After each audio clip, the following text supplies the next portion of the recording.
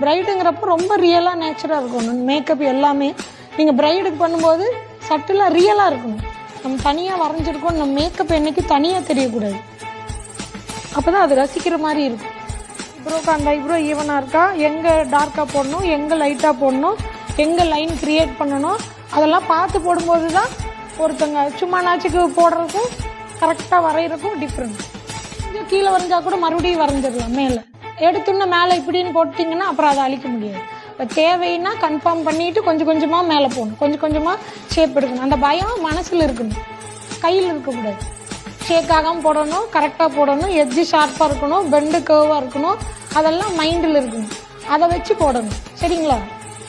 தப்பாக போயிடக்கூடாது, ப்ரஷ்ஷு ஷேக் ஆகிடக்கூடாது, ஒரு லைன் போனாலும் அது தனியாக தெரியுங்கிற பயம் எங்கே இருக்கணும்? மைண்டில் இருக்கணும். பயம் கையில் இருந்தால் என்ன ஆகும்? அதனாலேயே மிஸ்டேக் ஆகும். சரிங்களா? அப்போது மனசில் பயம் இருந்தால் என்ன வரும்? கவனம் வரும். கையில் பயம் இருந்தால் என்ன வரும்? பதட்டம் வரும்.